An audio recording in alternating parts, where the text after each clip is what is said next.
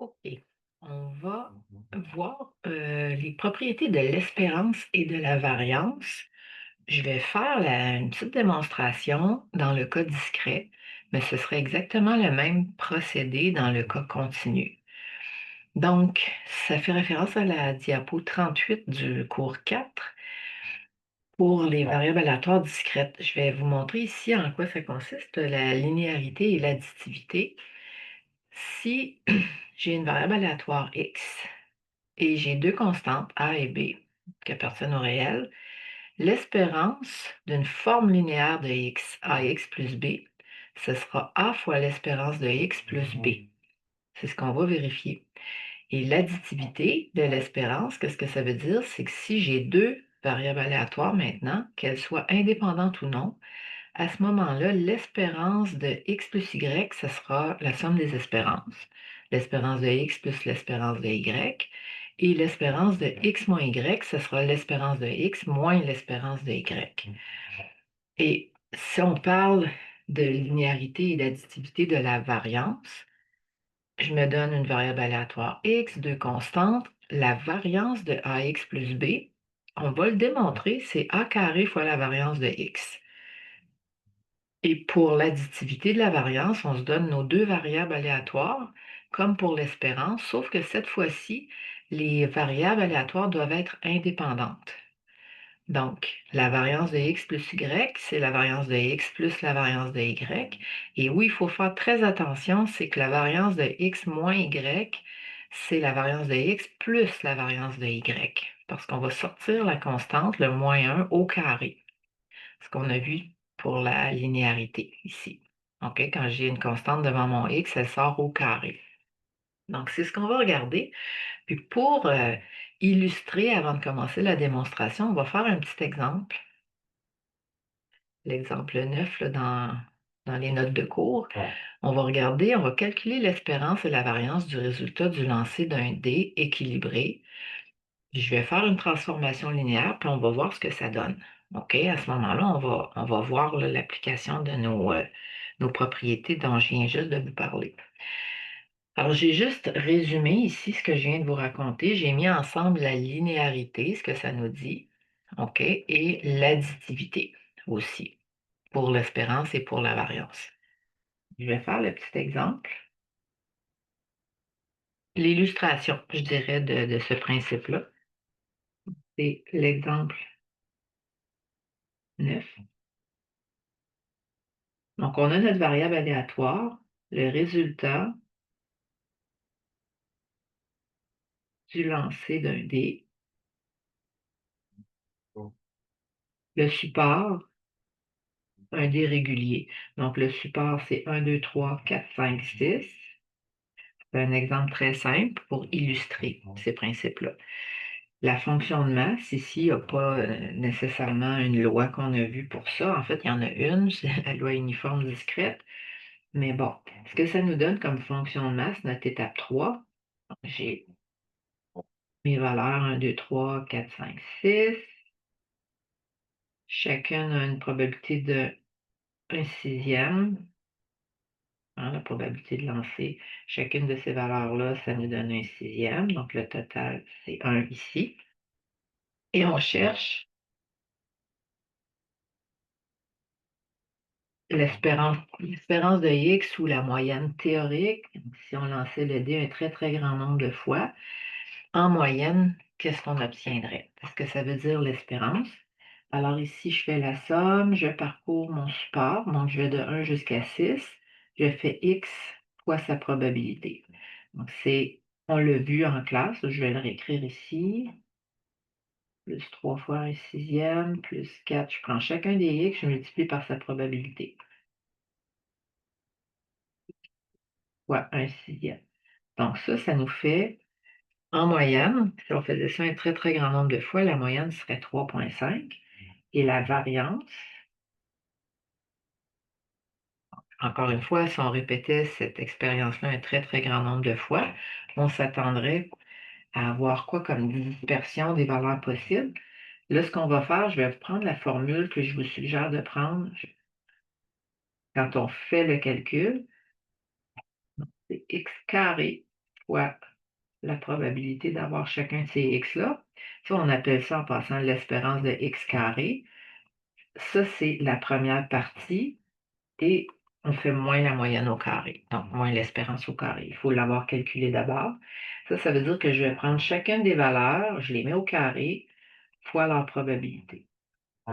Donc ici, ça me donne plus 4 au carré fois un sixième, plus 5 au carré fois un sixième, pour le 6.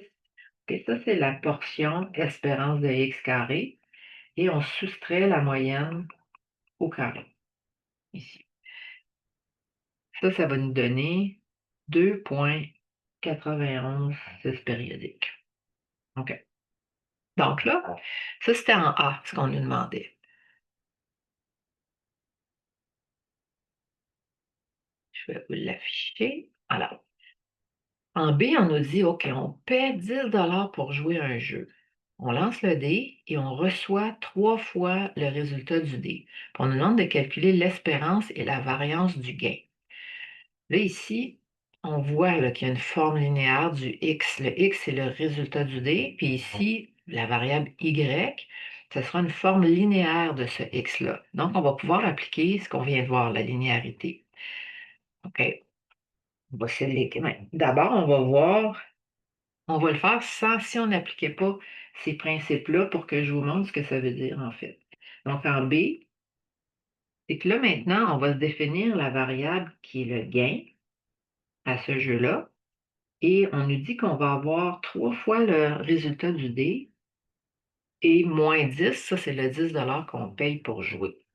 Et à ce moment-là, si je lance un 1, je vais faire 3 fois 3, 9 moins 10, donc je vais perdre un 7 J'ai dit 3 fois 3, 3 fois 1, 3, moins 7, donc ça fait moins 7. Excusez. Ensuite, si je lance un 2, on va faire moins 4. On va avoir ensuite moins 1 qui est possible, 2, 5 et 8. Donc là, si je fais la fonction de masse de ce y-là, du gain, je regarde chacune des probabilités associées à ces valeurs-là, moins 7, moins 4, moins 1, 2, 5 et 8. Total de 1 ici. Bien, la probabilité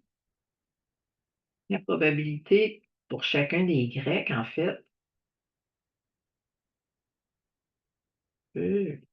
oh, ça sera égal à la probabilité du x correspondant.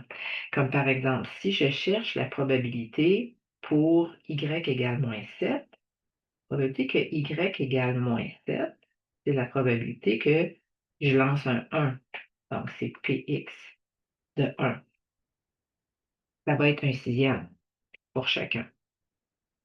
Puis ça, dans la petite démonstration que je vais vous faire, je vais l'utiliser à un moment donné, cette ligne-là ici, que la probabilité qu'y soit égal à y, c'est la même chose que la probabilité que son x correspondant soit égal au x. OK. Et si je calcule la moyenne du y, je vais rajouter un petit y ici, là, la moyenne de y ou la moyenne théorique, donc l'espérance de y. Si je fais le calcul, là, ça veut dire moins 7 fois un sixième, moins 4 fois un sixième, moins 1 fois un sixième, plus 2 fois un sixième, plus 5 fois un sixième, plus 8 fois un sixième. Ce que ça nous donne, ça fait 0,5. Donc, l'espérance de gain est de 0,5. Et la variance de y, ce sera avec la même formule qu'on a fait tout à l'heure, moins 7 carré fois un sixième, plus moins 4 au carré fois un sixième. Bon, c'est la même chose pour chacune des valeurs possibles. 8 au carré fois un sixième. Ça, c'est la portion espérance de y carré. Et je soustrais la moyenne au carré. OK? Ça va faire 26,25. Donc, j'ai 0,5, 26,25. Je vais juste venir rajouter des petits x ici pour qu'on fasse la différence dans l'espérance de x et l'espérance de y. OK? Donc, mon espérance de X, je rappelle que c'était 3,5 et ma variance de X, c'était 2,91,6. Bien, ce qu'on voit, on aurait pu le faire au long comme ça, mais on remarque que l'espérance de Y, qui est l'espérance de 3x moins 10, on aurait pu appliquer la linéarité et dire que c'est 3 fois l'espérance de x moins 10. Parce qu'en effet, 3 fois 3,5 moins 10, ça fait bien 0,5.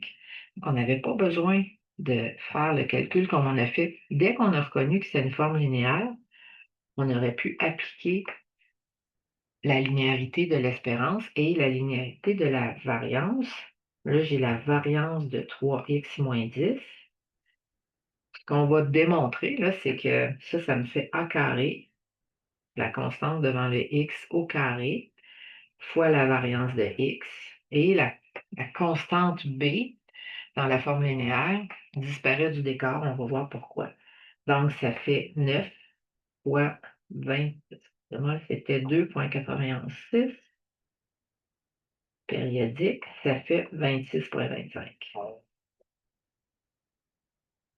Donc ça utilise ici la linéarité de l'espérance et de la variance. OK. C'est une illustration. Ça montre, si on veut, à quoi ça va servir. Parce que quand on va connaître une variable aléatoire, puis qu'on va vouloir, on va appliquer une transformation linéaire, souvent comme ça, une espèce de jeu où on calcule un gain, quelque chose comme ça, mais ça va être utile d'utiliser ces propriétés-là. Alors, si on se fait une petite démonstration de ça. On va se donner soit x, une variable aléatoire discrète.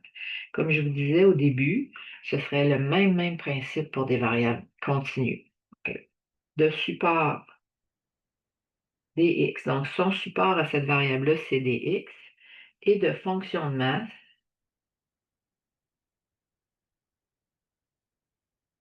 px de x.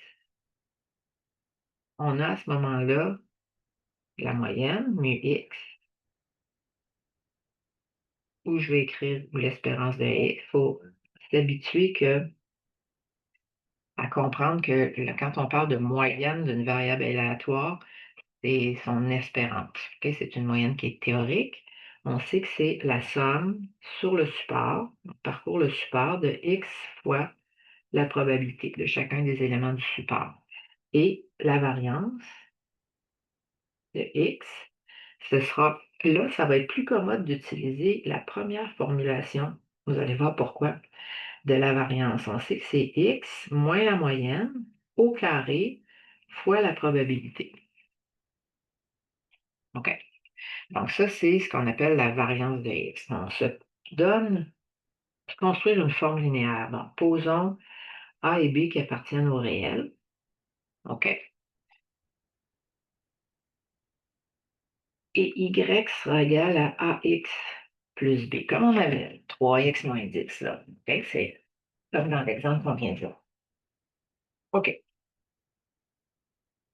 On a alors, premièrement, l'espérance de y qui sera égale à A fois l'espérance de x plus b. On pourrait l'écrire comme ça aussi. A fois mu x plus b. OK?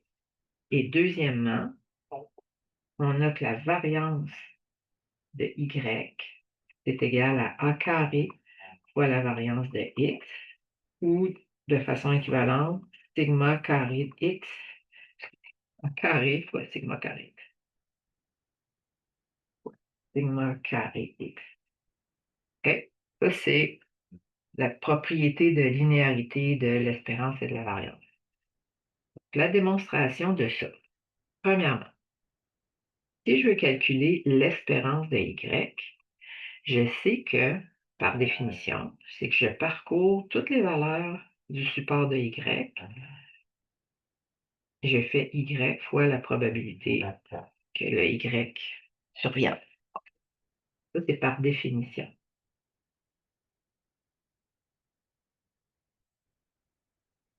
Puis là, le truc, c'est de passer au x correspondant. Donc, le y, c'est ax plus b à chaque fois. Donc, ça revient à la même chose de parcourir le support de x.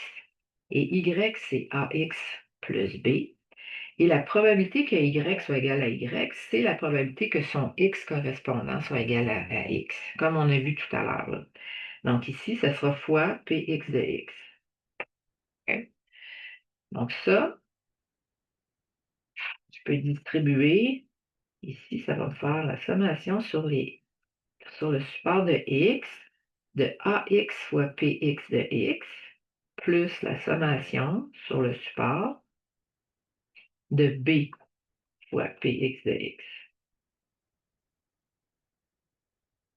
Donc ici, on peut mettre la constante a en évidence, a fois la sommation de x, px de x, on est toujours sur le support, plus b fois la sommation sur le support de px de x. Bon, ici, il faut juste reconnaître un petit peu ce que ça vous montre, qu'est-ce que ça peut avoir l'air les démonstrations dans ce bout de matière-là. Ça ici, c'est la définition de l'espérance de x. Et ça ici, hein, si j'additionne toutes les probabilités sur le support, ben, ça fait 1, cette somme-là. Comme tantôt, quand on additionnait les probabilités pour chacun des résultats du lancer du dé, il faut que ça fasse 1. Donc, c'est pour ça que ça nous donne A fois l'espérance de x plus b fois 1. Et la deuxième, la partie pour la variance, comment on démontre ça? La variance, c'est le même principe. On commence par écrire la définition. Donc, on parcourt le support de y. On fait y moins sa moyenne au carré fois la probabilité d'avoir chacune des valeurs du y. Ça, encore une fois, c'est par définition.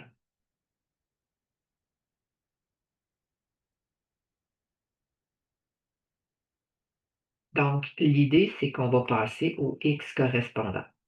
OK? Donc, y, ça devient ax plus b. Et la moyenne du y, l'espérance de y, on vient de la montrer, c'est a fois l'espérance de x plus b. Donc, je vais faire moins a mu x plus b, ici. Puis tout ça, ça va être au carré, fois px de x. OK? On est passé au x correspondant dans la forme linéaire à ce y-là. Ben là, on voit pourquoi la constante b disparaît, ici. Et on voit aussi qu'on peut mettre que le a, on va le sortir au carré. Donc ça veut dire que ce sera a carré fois, c'est une constante, donc je peux le sortir de la sommation. Je parcours le support et là, j'ai x moins mu x au carré fois px de x.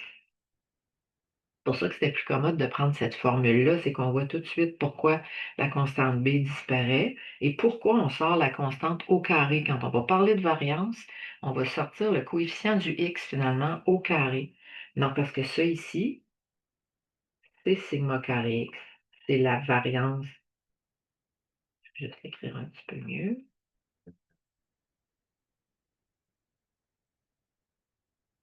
Bon, j'essayais d'effacer, puis ça. Non, je l'ai. Donc, ça ici, c'est sigma carré x ou la variance de x. Donc, ça fait a carré fois la variance de x, ou encore là, a carré, c'est un poids, là, a carré fois sigma carré x. Donc, c'est QFD, ce qu'il fallait démontrer. On a montré maintenant pourquoi c'est vrai pour la linéarité. Là, ce qu'on va faire en classe, c'est qu'on va faire des exemples de ça, des illustrations quand on va utiliser ce genre de résultats-là.